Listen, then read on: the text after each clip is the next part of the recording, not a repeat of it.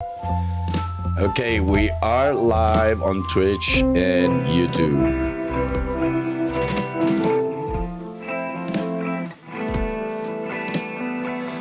Now I'm launching TikTok.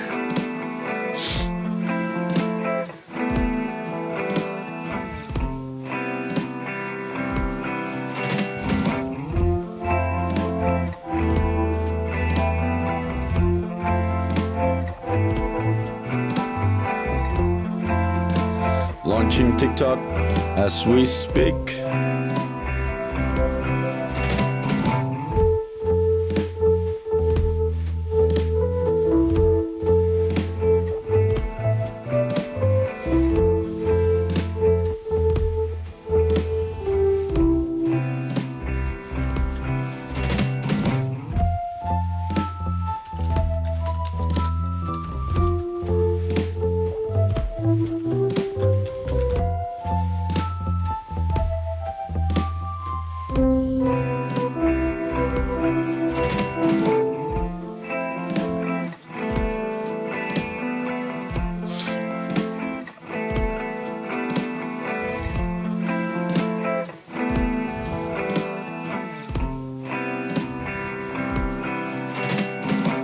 Yes, and we're live on TikTok now.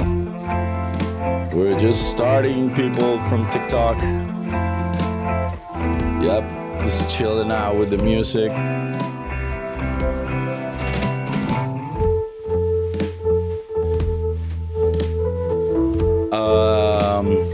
Can one of you, Richie or Dr. Sedek, come to the stage and let me know how all the streams are doing, please?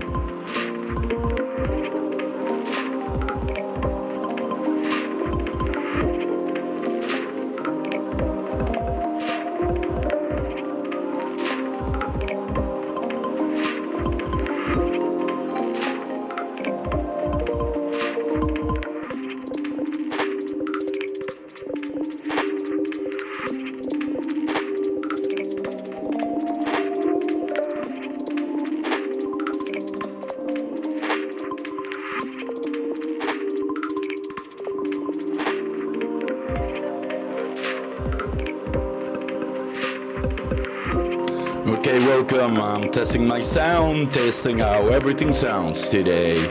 This is Dega Talks, and we're having Alejo Gonzalez from Play I, former creator of Champions Ascension. If you can hear me right, please let me know, people, because we're going live in about 10 minutes.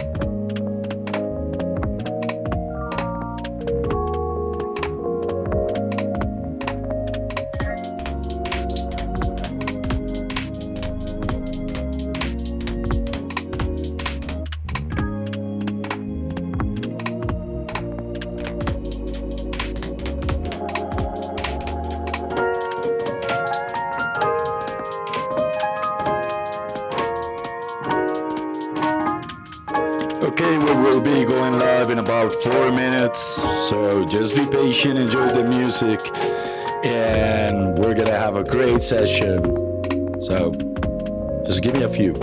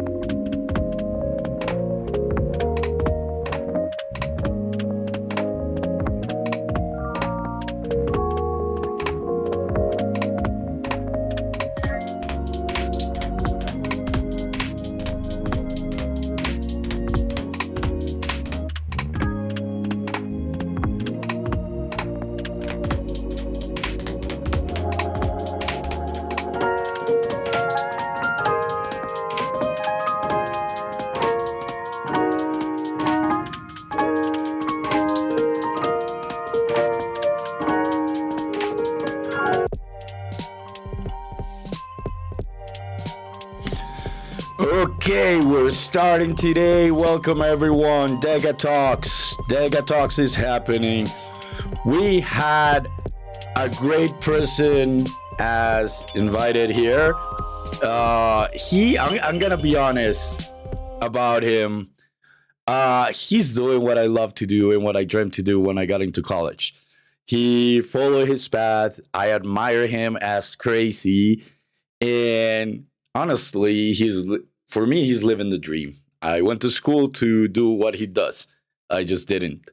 And seeing him making, achieving, creating, going nuts with a tough journey, struggling, battling for his dreams and seeing how far he's got, it just makes me admire him even more. So it's my pleasure, my enjoyment, my exciting. It's exciting because we haven't talked in a long time. To welcome here Alejandro Gonzalez. Alejo, welcome to Dega Talks, my friend. How are you? Pretty good, pretty good. How are you doing? Can you hear me? I can hear you perfectly, my friend. It's so nice to hear from you. It's been ages. Yeah, I know. I know. It was kind of like we were beginning our journeys when we started talking. You was like the first, like the first of our dreams and everything. And I always were looking like, oh my God, this is the guys that are doing like the coolest things ever. So, but we split it up and we didn't talk for a long time. And for the audience here, he's the one that brought me to Web3. That's why I got into NFTs. That's why I got into blockchain. That's why I got because I saw Alejo was doing it, and I was like, "What the hell is this?" So I had to get into it. But let's start from the beginning, Alejo. He's like, we gotta start like getting to know who you are. Who's Alejo? Like, what does Alejo dream with? It's like, tell us about you a little bit. Okay, okay. How far along do you want to go? Like all the way? Uh, Because it can get pretty long. I'll try to keep it short so we can have more of a conversation. But essentially, I got into digital media and everything digital very very young. I was born in Colombia, but when I was like 12, 13 years old, I had the opportunity to live abroad. My dad, he was a civil engineer, and he got a little bit tired of working at some point, and he wanted to take like a sabbatical. So he went to do what he liked. He was structural. He loved like everything around structures and earthquakes and all of that. So he took a resident professor position at the University of California in Berkeley. So I went there with my brothers, and that's kind of where I had my first contact with technology, like broadly. Before that, I had played a little bit with some like very very early consoles, like the Odyssey 2 and Atari and stuff like that. But when I was there, I had the opportunity to get like a lot closer to technology. My first computer was a Commodore 128, and I loved kind of what I could do with it. Not only play but create stuff, and that was awesome for me. And a little bit later, I wanted to go into 3D animation and 3D stuff. Still living in the US, around 13 years old, I started kind of playing around with a PC and discovered like a 3D design through my dad. Him being an engineer introduced me to like CAD programs like AutoCAD and stuff like that. So I started playing around with 3D. I came back to Colombia, and when I finished high school, I really wanted to learn a lot more. So I discovered some 3D software. Like at that time, there's a computer program called the 3D Studio for DOS.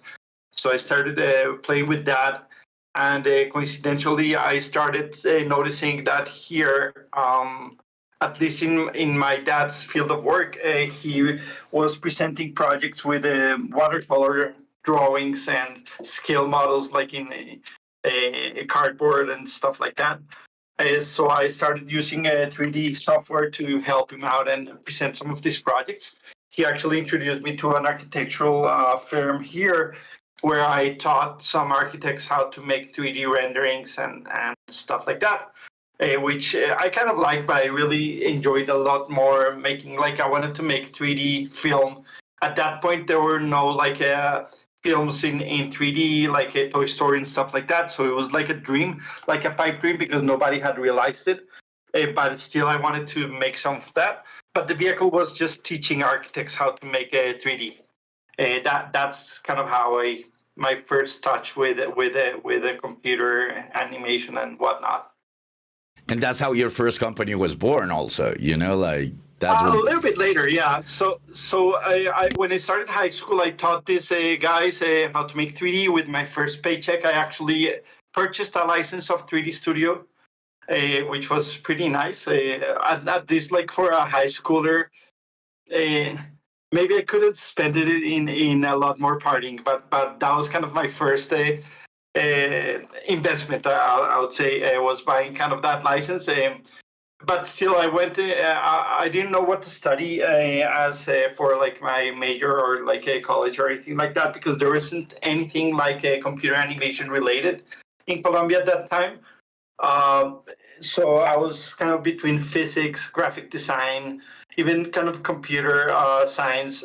But there's I wasn't sure what to study, so I kind of carried on with helping my dad. So I ended up studying architecture just because it combined a little bit of art and a little bit of technique, and I could do 3D. But I was clear to my dad that I never wanted to like build anything or design buildings or stuff like that. But when I was actually surprised when 4 or 5 years later, when I finished at the university, people were still using watercolors and that kind of stuff. And actually, the guys that were can you hear me? Yeah. I can hear you perfectly, Okay. and Yeah. I'm enjoying this. So keep going, bro. So yeah, my image went off for a second on my screen. So uh, I was actually surprised that people were still using watercolors and scale models to sell projects. And the guys that were doing 3D renderings, like the top guys here in Colombia, were the three guys that I taught back when I was at high school. So I was actually surprised that in 5 years the state of the art had gone nowhere. Almost depressed by it because I was expecting a lot more.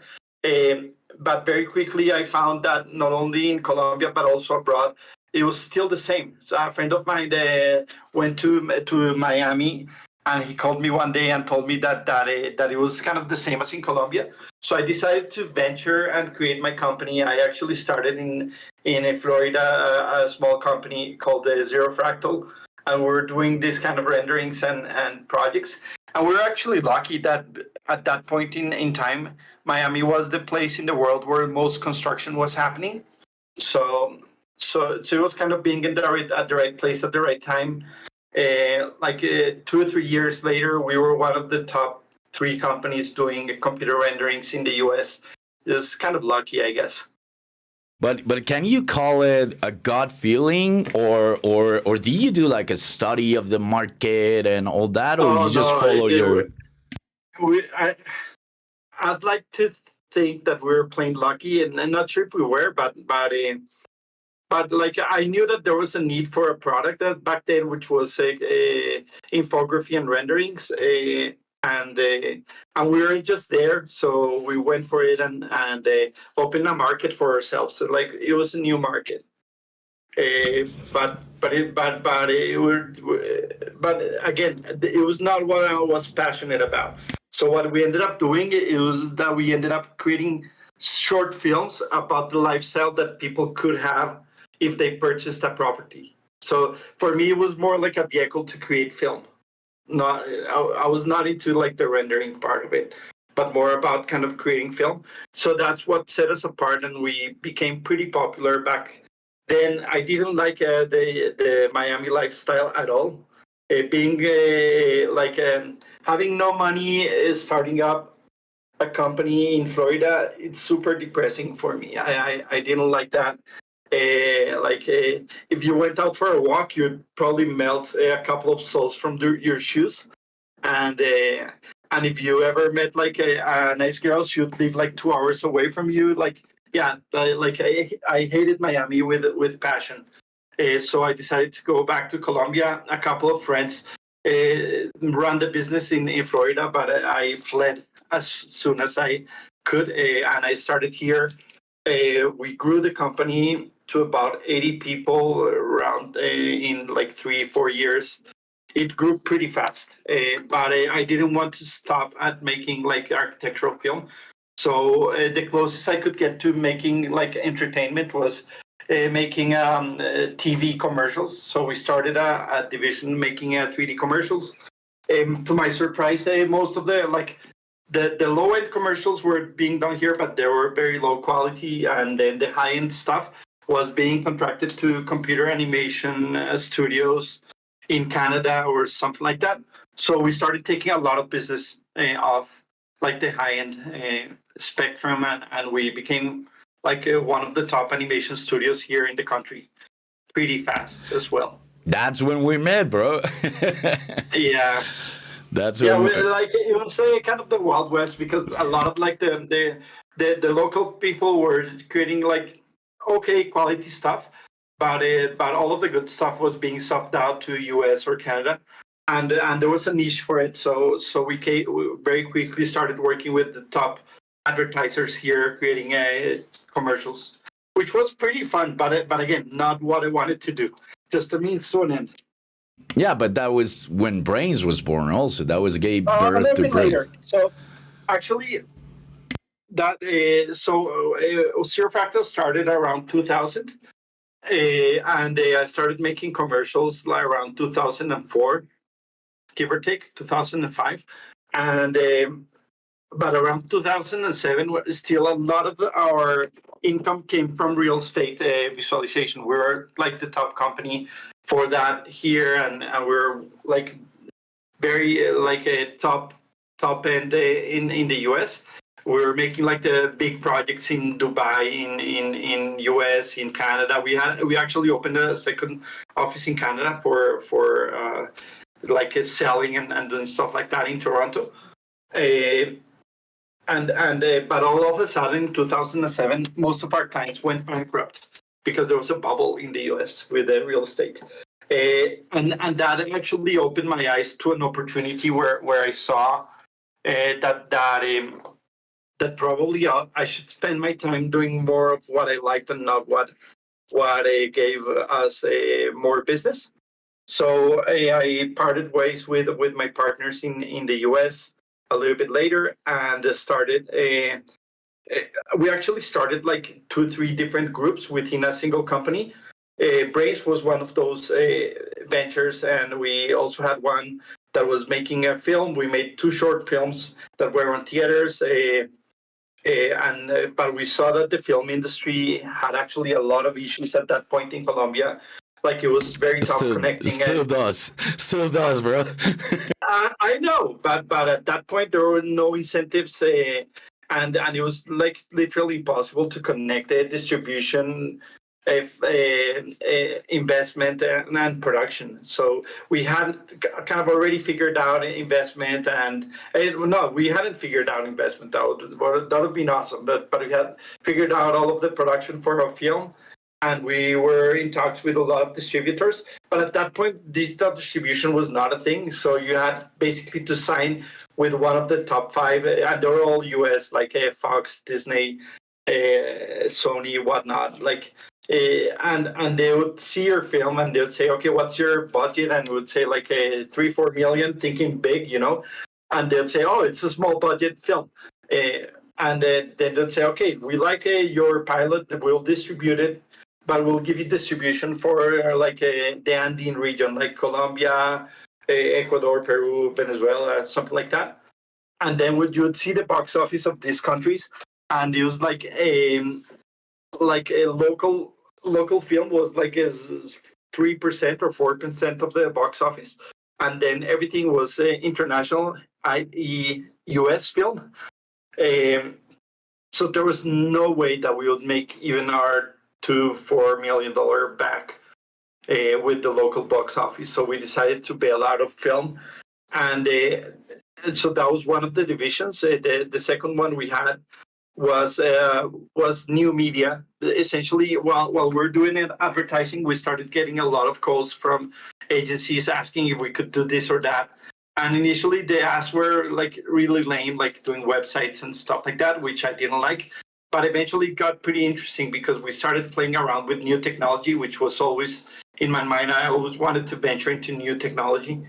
We played with stuff like augmented reality, with 3D, interactive 3D gaming, stuff like that. So we ended up making video games for some clients. And we also started making a lot of augmented reality, which at that time was something new. And the word got around. We started posting on forums, like specialized forums. So people from agencies abroad would start calling us and asking if we could make this or that for them. We made like the first augmented reality music video in the world, long time ago, for an agency in UK, in London. And then a guy from that agency called us one day and asked us if we could make this system for a company, a beer brand called Guinness, and the company was Diageo. They asked us if we could make this game where you would be in a pub, you'd go to a screen, you'd stand in front of the screen, that would scan your face, and you'd create an avatar in real time of yourself, and you'd wind up in a training field like a 22nd century training field where you'd play rugby and do like different sort of challenges and stuff like that. And we ended up doing that within. That's actually how Brains was born. We were creating services for clients, and I was actually in Dublin delivering that project to the client when I thought, okay, the film are not going anywhere, but this video game thing can be a thing, and mobile phones are a thing now, like smartphones. Why don't we make video games for smartphones? So when I came back to Colombia, one of our angel investors, Mauricio Bejarano, I told him the idea. He loved it. And we ended up making a business plan to start raising capital for a mobile video game company out of Colombia. And we were going to go to the US and we actually went to some of these game shows. We met with some friends. Mauricio had actually met a guy called Chris the Wolf. He had funded MySpace, but he had decided to go into mobile games. He had a company at that point called SGN, which later ended up being called Jam City. But that was a long story. So I met with Chris before we started making video games, and he dissed us off a little bit, like, making video games out of Latin America, I don't think that you're going to get funded. But we actually did from a local fund, which we were not expecting. We ended up being funded from a VC fund in Colombia called Promotora. I didn't even know that there was VC money in Colombia. Not sure if there still is, to be honest. But we got funded for Brains, and we started that around 2010 with Jairo Nieto, who was actually, I met Jairo sometime before that. He was working for an ad agency. He was a creative director at the agency, and he loved video games. So when I decided to venture into video games with Mauricio, we knew we could make video games, but we didn't know we could make fun video games. So he reminded me that Jairo was a hardcore gamer plus a creative. He was a writer. He had written 2 novels before. So I had a lunch with Jairo one day, and proposed him to partner up and start up Brains. So we did. That's how it started. Alejo, trust me, this is so funny because I was following you. I was going through my film career, and when you went to Promotora and got all that, we also started talking to Promotora, and kind of like you inspire a lot of my moves, bro. So actually met Promotora by chance. I don't know if you knew that. No, I didn't, like Francisco and them. Yeah. So we were having, and we were called like at that point, 2009, 2010. We were one of the top animation studios in Colombia. We were known for animation. We were not known for video games. So there was an entity in Medellin called Ruta N, which is like a promotion agency. And they called us from Ruta N and asked us if we could make like an assessment of the computer animation industry in Medellin, just to give them some pointers on how to support the local industry in the city. So one of my partners traveled to Medellin, and while having lunch, he was asked, hey, if you guys are looking for capital, there's a VC fund here called Promotora. Do you want to meet them?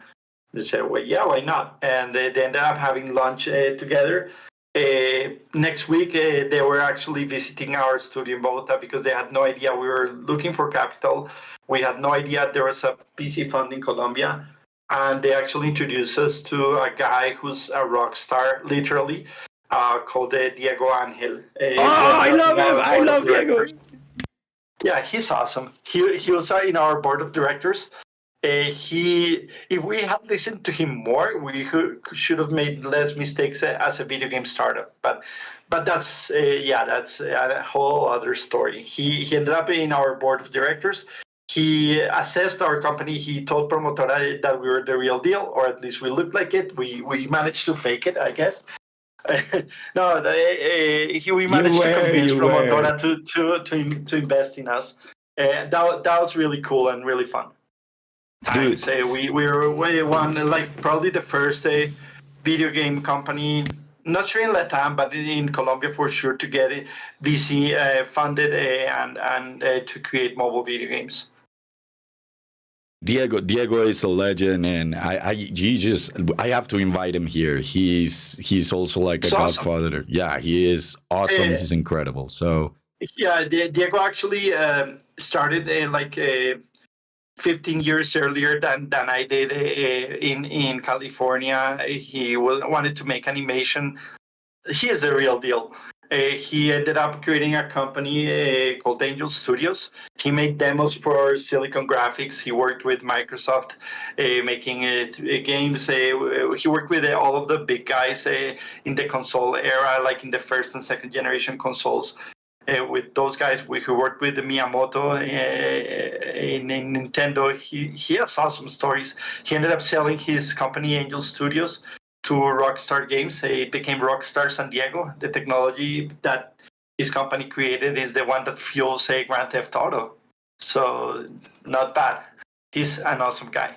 I know. He's a legend, and he's like the sweetest guy ever. And he like willing to share all his knowledge and experience. Oh, And he's awesome. Yeah. he owns the most delicious restaurants, I think, in Colombia. So Probably as well. He's a legend, and that legend actually joined our board and helped us create like we ended up wasting a lot of money from Promotora, but it ended up figuring it out sooner than later, or later than sooner. I'm not sure. Probably if we had listened more to Diego, we would have created a couple less mistakes than we did with the games. But anyhow, that's how we ended up in gaming. And Yeah. Alejo, but that was kind of like you already talked about Jam, so you're already connected there. Then you jumped, yeah, you did that, you achieved it, and then Jam City came in, and that's how this new journey began. That is another fun, kind of interesting story, I guess. With Brains, we wanted to be independent. We wanted to publish our own games, so we did, and we very quickly found out that it was a hard business, and we went almost bankrupt a couple of times. But that was kind of part of the voyage, I guess. But anyway, we started making a lot of games. The first games that we made were awful. That was before Haido kind of put his magic touch into our games. Then he said that we should create a tower defense game. We made one of like a very, very nice tower defense game for iOS called Vampire Season. That ended up being runner-up for Game of the Year for Apple in 2012. Then we made another game that went to also runner-up Game of the Year in 2013. And we started kind of advancing and creating very, very cool games. Around 2016, 17, we we wanted to create an RTS game called World War Do. We started creating that game, but we actually knew what we were doing at that point a little bit better. So with the first game, it was a soccer game that never saw the light of day. We wasted like almost $1 million, and it was like endless bit of waste. But we learned a lot with subsequent games. And with World War II, we decided to go into the market super early. So our first prototype we cooked up like in 2 months, and then like 4 months later, we're already publishing the alpha version of the game. Super early, but that alpha version actually got us a very prestigious award. We went to Seattle to Casual Connect, and there was a prize there called the Indie Prize. We won the Best of Show award there on the summer of 2017. And at that point, the market for mobile gaming was consolidating a lot. So big companies were all like trying to acquire medium-sized studios and games. We started getting a bunch of different offers from different publishers, and we got an offer actually from one of the top publishers in California. Now, it wasn't Jam City at that point, but we didn't like the offer because they wanted us to operate a different game, like a casual game, and we didn't make casual games, and B wanted to make our own. Uh, so our board of directors and investors asked us what we wanted to do. We told them that we didn't want to sell, but they asked us if we could show some other teams kind of what we were doing to get their opinion. And Mauricio brought up Jam City again because he was friends with Chris DeWolf from college, and we said, yeah, why not? Jam City didn't make the kind of games that we made. We knew for a fact that they would probably decline kind of our game because there was not kind of up their alley. But to our surprise, they loved the game. There's a guy in there called Johnny Casamessina, their creative director, their creative chief, actually. Loved our game. He was a hardcore gamer. And like a couple of weeks later, there was the president and from Jam City and a couple of other guys visiting Colombia, getting to know our company. That was kind of late 2017. They made an offer for the company right on the spot that same week, and that was very surprising and very interesting for us because now we had like a bunch of different offers, but their offer was to support our game, which we really loved. So we ended up kind of in conversations with them. That same year in December, we actually won the innovation prize from Apple for Best of 2017 with World War II. So that was like a reassuring thing that we're on the right track for success. And we announced to the world in February 2018 that we were part of Jam City. Yeah, we got acquired. Bro, that's inspirational. That's inspirational. Trust me, I was watching you do like take all the steps. I was like talking to friends that were like in contact with you or former friends or former partners. And it was a game changer for our country because it also showed everyone that it was possible. You showed the path that it's not easy, but Well, it can be done. yeah, like one thing that like again, and again, you know me, I don't care about those kind of accolades or bragging or anything like that. But it was pretty sweet to see. It was probably the first exit of a video game company in Latin America. So Yep. that is in itself pretty cool because it showed other entrepreneurs that it was feasible. Sometime later, like for example, Nimble Giant was acquired in Argentina. There's been some acquisitions after that, which is very nice to see. The Inter-American Development Bank actually published a book about video games, and it's pretty sweet to see our story and the story of other studios all merged there in that book. I do have to ask you because you kind of like your journey and you can say like if I'm stepping over or asking like where I shouldn't, but it's kind of like when you follow your gut, your heart, and your passion, everything ended up working out. When you try to play a different game, it didn't work out. Kind of like life guided you towards the Yeah, right path.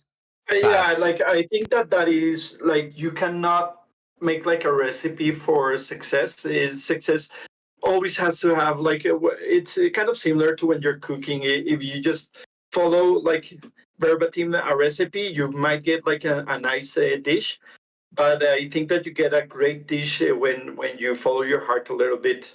Like it has to have like 50% recipe, 50% gut and heart.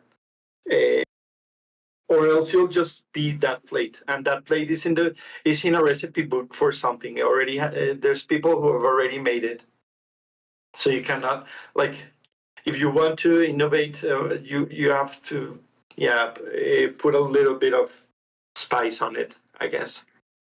That's so cool, bro. Then I'm gonna jump to the other crazy thing. So you become part of Gem City. You start working with those guys. I guess you Yeah. clicked with Chris and all that.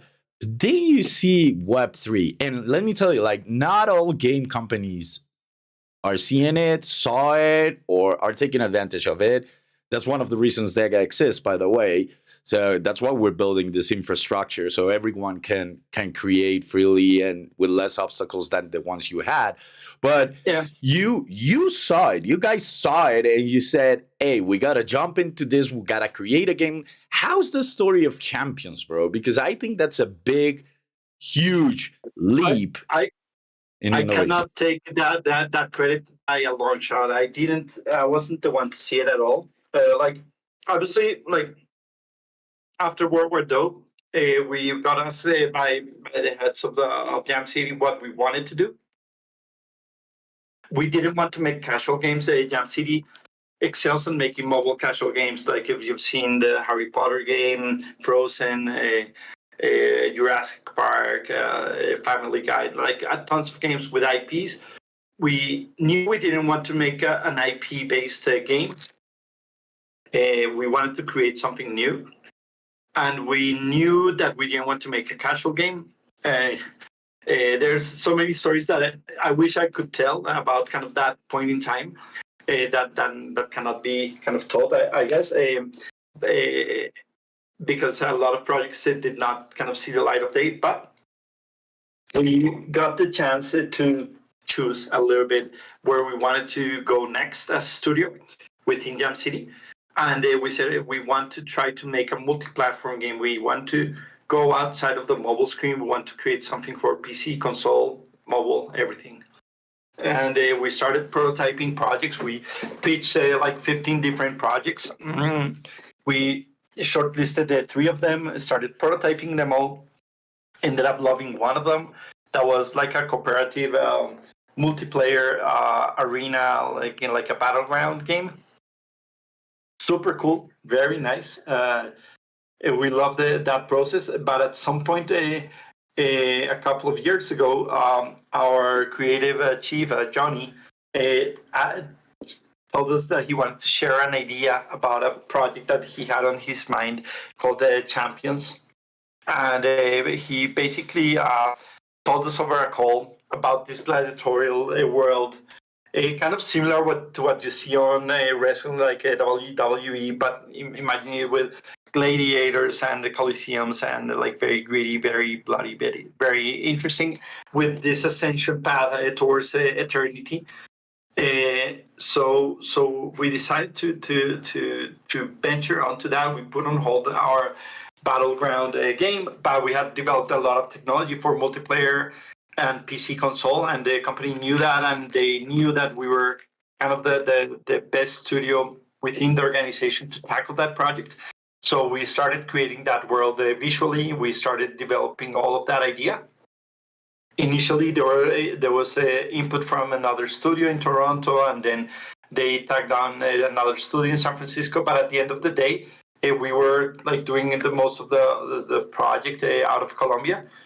So Ido ended up being kind of the director for Champions, and we worked together to create that world. We started to kind of learning about Web3 at that point. Many studios wanted to venture into Web3, but many studios very quickly decided to unventure from Web3, as you saw probably a year and a half ago, 2 years, like a year ago. Ubisoft announced they were going to do Web3. They launched something that was not great. And then EA announced that they were going to do something with Web3, Square Enix, everybody, like all of the big guns. So it was like almost a race against time. But one thing that benefited us is that we were a very agile studio.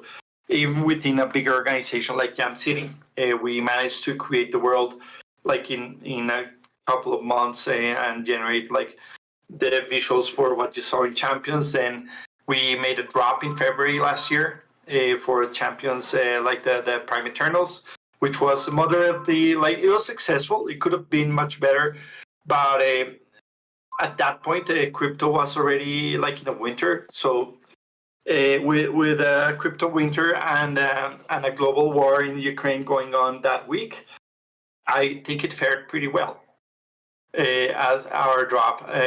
and we decided to continue venturing. And later that year, in September, we published an open alpha of the game, like with a social experience in the tavern. Then a couple of weeks later, we opened up a courtyard for it. Then a couple of weeks later, we opened a combat for it. We've been working like crazy, doing weekly releases for champions. But it's been like a great adventure, great learning. Definitely not me who thought about making a Web3 game, but been learning a lot about it and do understand. Like also the Web3 gaming world changed with like right in front of our eyes. It kind of reminded me to the time when we started making mobile games. Games were premium back then, and it shifted towards free to play, like free games with in-app purchases. Sort of that same transition is happening right now on Web3, where like games like Axie and Play to Earn and all of that crap is no longer the thing, but we're looking a little bit more ahead into how Web3 really should belong within entertainment and video games. And dude, that I know you don't take credit for that, but venturing and jumping into someone's idea, it's okay. Seeing the opportunity is great. Also following that, it's amazing. But executing it and maintaining, we need to have a great gameplay. We need to have a great game, but we need to create a community behind it. And the community behind what you're doing is huge, is amazing, is really involved. They're testing. They tested they're testing the new things you're putting out. And the most important thing is you're delivering, and you're delivering quality. I'm a Prime Eternal, by the way. So, but dude, it's all this happening. It was magic. Again, opening our eyes and showing us all these opportunities is inspirational as usual in your path. Like I feel like a lot of people and like following behind what you do. I know you don't like to take credit and you don't brag, and you're very humble, by the way, and I love that. But that's what keeps you going forward. And before we jump into people's questions, I want to say something. There's more than 150 people in Twitter listening to this. So welcome everyone, people on Twitch, YouTube, and TikTok. Also welcome. If you want to ask questions, if you want to ask what's going on, I invite you to the Dega Discord, dega.gg/Dega. So you can ask questions later for Alejo. But right now, I'm going to jump into, so Champions becomes this massive Web3 force, like you're making history in Web3 gaming now. But then you have another jump. You do another move. You take another bet, bro. It's like you're already there. You're already making it, but you still got to do something else and jump ahead. Why? How? Or what are you doing, bro?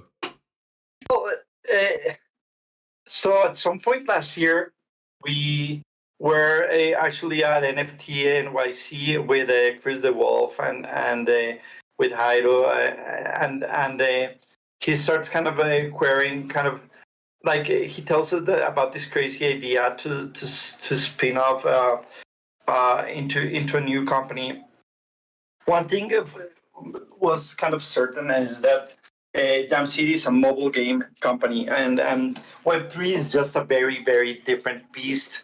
Like the risk involved and how things are done, even how revenue is recognized, like everything about that is just so different to mobile gaming that he wanted to see if there was like an avenue where that could be spun out somehow. It was a long process. I wouldn't say painful, but it had a lot of like intricacies just to make everybody happy. But in mid-January, it was announced that Playlabs was born. Playlabs is a new company started up by Chris DeWolf and Aber Whitcomb, who started Jam City, who started MySpace. Actually, Chris and Aber left Jam City, and part of the deal and that Jairo, myself, Johnny, would be starting that company with them, which is pretty cool to be on the startup saddle again. And it's a company that like our sole purpose is to marry emerging technologies and entertainment, and it makes a lot of sense if you see like Chris's and neighbor's trajectory. They were there for when the Web one became social. Practically, the first social network in the West was created by them. Then they were one of the first and top companies to jump into mobile entertainment, and now this third generation of web with the blockchain and with AI and everything that's going on, made a lot of sense to start something out with them, and we're really, really excited about it. So at the end of the operation, all of our studio in Colombia, plus Champions Essential, which is our forefront, like anchor tenant product for Play Labs, came to be within Disney organization. Dude, that's incredible. That's incredible. That's an amazing story. So I gotta ask you, because we're also working, like we're working in infrastructure for gaming and gaming and metaverse to empower humanity and to power actually everyone to create and to connect everyone through gaming and play and Web3. And we all know this technology will become invisible. You know, we will stop talking of NFTs as we talk as NFTs. We'll talk about assets in a normal way once it becomes easier. And that's what we're doing, by the way. But I do have to ask you, now with AI, now with everything that's going on, we've seen it coming from, I guess, 3 years back. But now the ways is growing in the masses and everything. Where do you see our world going, bro? Where do you see, or what do you think, or where are your bets, or like, you know, for the near future? We cannot think 5 years. I'm talking about the next 2 years, next year. I think that we're currently at a transition of sorts, like from traditional kind of entertainment to new generation of entertainment, where players are going to become creators. I think that AI is going to play like a very important part of that. But at the same time, they're going to like there's going to be ownership of assets within video games. I'm not still sure about the whole interoperability. I have high hopes for it, and I think that a lot of companies like ours are trying to figure that out. But I think that it starts with ownership more than blockchain or not. I think that people like blockchain is still a very niche market for enthusiasts and people who go into like all of the friction and the process of creating wallets and having cryptocurrencies and all of that. But I think that sooner than later it's going to converge with the mass, where it's going to be seamless for people. They'll just, for the most part, know that they own assets within a game or a project. But I don't think that people will care too much about the underlying technology for it. And I think that the companies that are thinking like that are going to be more successful than the companies that are just thinking about the purity and the intricacies of the blockchain and all of that, which is great. I think that and for me, blockchain is like when you were seeing Betamax and VHS or DVD and Blu-ray and all of that. It's a tech, but at the end, what's important is the content and the vehicle for people to own assets and be able to make actual money from those, or kind of have interoperability opportunities for them. That's where I see most of the things going into the future. Technology, it's just technology, you know. Like we need to go deep in it, but we need to make it accessible for people.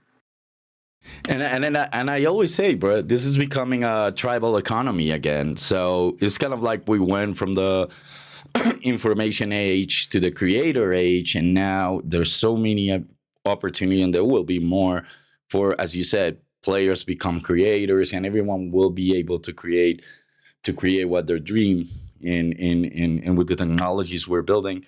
The question is like, it's going to be about the tribes and tribal economies and allowing the people to create their own economies. And I see that happening already in champions community and the way people are managing that. So I think you have one of the strongest community in the Web3 space, bro. And that's not easy to accomplish. So how was that approach? Because it doesn't happen that often. And I've seen like major influencers, major famous people that cannot get a tribe going. Yeah, they bring a lot of people and they have a lot of numbers in the top of their communities, but the engagement is near zero. But when you look at what you're doing with the community there, you see people are playing, you see people are exchanging, you see people are like, like I have this prime, you got this pets, and there's a whole economy already going in there. And when you saw it in the Discord happening, even your arcade economy was working out. People were working every day to get coins and stuff like that. And we use that learnings and teachings as inspiration also, bro. But how did you pull that off? How was your approach there? I was not like I think that again it's a little bit serendipitous to an extent. I think that when we started out, and again, I think that growing a community is not extremely hard, but you'll get full of people that are not engaged. Engaging a community, it's a different aspect. So we also learned a lot from our mistakes. I think that on the Prime drop, we created a lot of these campaigns that were incentivized. So to tell people like follow us on Twitter, go into our Discord, do all of this crap, and you get a whitelist spot for our first drop. And we got like something like 100K people on our Discord. But if you look at the actuals, there are a lot less. Like there's a lot of bots and stuff like that. So I think that the real work starts by generating engagement. I think that the truest of engagement is committing to a plan and developing a plan, acknowledging that some things change like along the way. A lot of things have changed in Web3, but one thing that is not changing is that we are delivering results every single week to our community. There's a new version of our game every single week. There's new features. There's new content. So I think I don't mind too much about growing. I mind more about engaging, like actual engaging with the community. That's a lot harder. It's a combination between like great people working with the community, like Squiddy or like Chris Knittle and everybody kind of in our team, Matt, Henry, like all of those guys doing their job. But more than that is kind of actually delivering every single week something new, like a great experience for players, listening to players, finding ways to understand what they want, and not necessarily what they say they want is what they want. So that's also hard, but kind of realizing what they really need and trying to commit to that and creating a great experience through a game. And by the way, Squiddy is amazing. Just a story. I was also in New York City NFT New York, and I met with Squiddy, and I found you were there, and you were all there, and I got COVID. And it was like NFT New York COVID. No worry, I got COVID too. Okay, so I guess we interacted with the same people, or it was I Squiddy. It know, was Squiddy. we made like a small meetup with some of our holders. Not sure if I caught it there, but when I came back home, I tested positive. So I actually had to stay at a hotel for a week after NFT NYC. I didn't want to bring COVID home. So Let's blame it on Squiddy, bro. Because maybe that's the easy one. Yeah, I know. He's I the actually, yeah, probably I got COVID to. I gave COVID to even our CEO. So yeah, probably Squid is a safe bet to get. No, and yeah, community is not about audience; it's about tribe. But that's the people you see testing CA every day. Like every time you launch it and they're announcing it, they're playing it. That's the real feedback you get. It's not like the FUD or the LFG or WAGMI or all those things don't matter at the end. It's no, like I think that all of like all of the FUD and all of the WAGMI and all of that, it is interesting to see, but the real deal is delivering. Like when we started, there are like hundreds of video game projects, but funnily enough, I cannot play them. Like it doesn't make a lot of sense for me to say that I'm going to build something and build nothing. That, yeah, makes no sense to me. Yeah, true, bro. And that's why for me, tribe is different than community. It's kind of like audience, community, tribe, and you work with the tribe. But I'm gonna open to questions because I think I Guys, took. I actually have to make a hard stop at like in 9 minutes, but I'd love to hear a couple of you guys. Yeah, exactly. I was gonna say we have 9 minutes left. I guess that's two questions. So if anyone wants to ask, I know there's people on Twitter, there's people on other social networks. So, but Sadek, Richie, Milendro, like Dab Rachel, Ray, Gerald, Dante, who's like a top gamer, by the way. He's like the champions of our tournament. Softa Star, any of you, and Asta, if you have questions, this is the time to drop them, please. So we only have time for a few questions, or if you're seeing questions in other channels, please post them here. If not, I'll keep asking questions to Alejo because I'm really excited to finally have him and getting to talk to him. So let's just give a minute, Alejo, for questions, and we will follow, and you'll end up we will finish before it's 10 a.m. for us.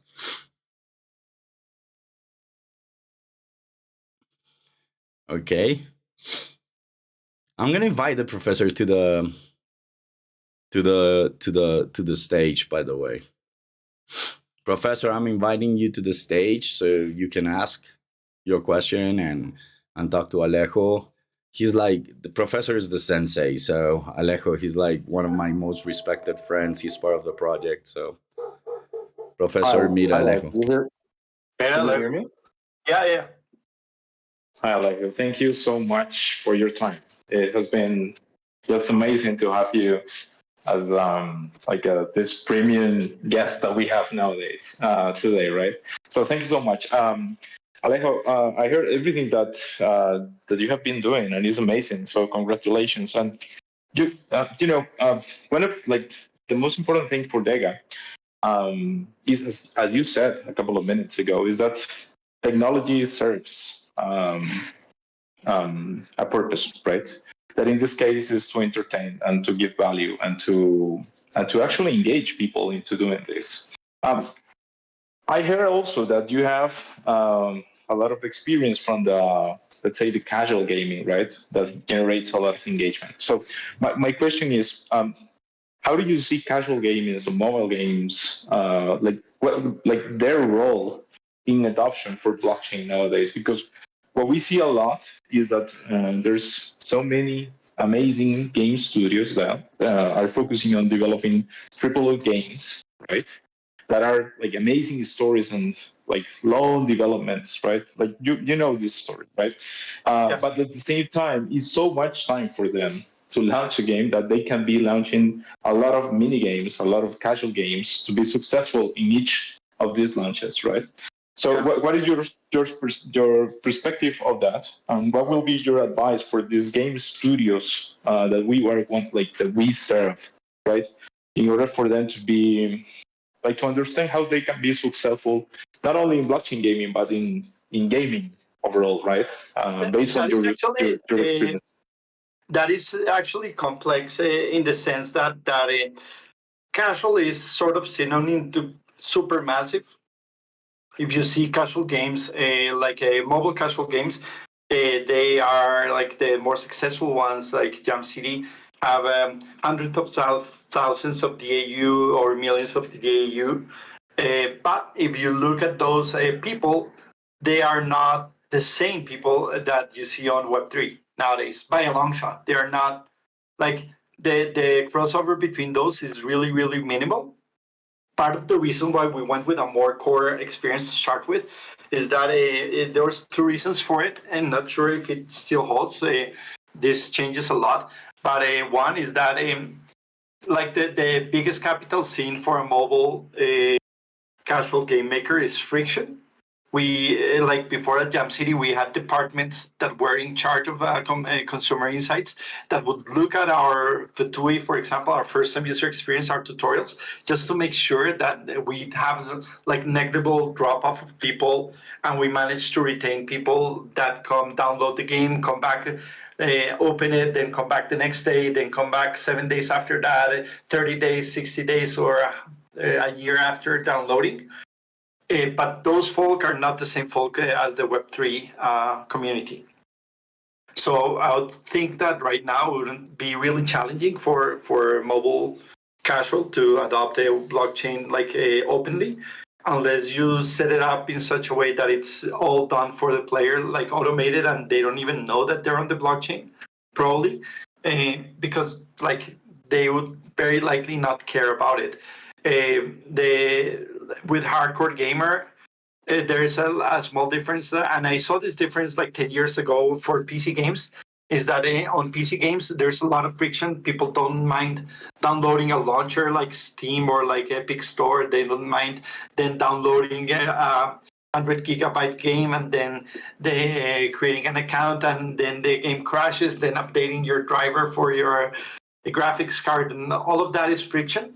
So audience is a lot more used to friction. So if you have to spend 2 days opening a wallet and funding a wallet, a crypto wallet, that is the equivalent of friction. So probably there's a little bit more overlap with that audience. But again, the other thing is that in hardcore gamer, there's also competitive gaming, which is a little bit of where we might be shooting for with champions. And with competitive gaming, your assets start having like more value, and when your assets have more value, then probably owning those assets and being able to sell them or buy items on with a real kind of on an open kind of marketplace makes a lot more sense. So there's like many different angles. It's not like a very straightforward question. Obviously, what we learned from casual gaming back at Jam City, we applied as much as we can, but I think it's still not there. Maybe a little bit down the road, it'll be so seamless that adoption for mobile casual will be massive. But I don't think that we're there yet. Interesting, very interesting point of view. Yeah, because of the friction. When you said about the competitive side of what we see in our community is like that tournaments are really helping us to engage and to bring people into our platform. Like that is a growth driver for everything that we are doing right now. So it makes sense that you're saying that competitions and being competitive is a great way for adoption. And also that also guarantees retention. Like I think that the competitive gamer is going to be there for you no matter what. Yes, it makes sense. Also, I know we have 1 minute because you have a hard stop. So, but is it okay if we organize a tournament with you guys? Like, it would be amazing to do something. I don't know if I'm not like on the day-to-day on that organization. Probably Joaco from our team or Squiddy are, but I'll definitely catch up and kind of reconnect and try to make that happen. But yeah, let them know that we were we are so excited about hosting a tournament for you guys in our platform and doing something like that because it will be amazing. So thank you so much. I'll definitely make the connections and we'll try to make it happen. Alejo, thank you very much. This was inspiring. This was amazing. Go get your meeting, and thank you for sharing, for being so open and so humble, bro. Thank you. Oh, man, it's nice of you to have me. Hope to be back soon. Dude, let's talk soon. Take care. So, people, thank you very much to Alejo, and I'll see you then. This was an amazing experience, and see ya.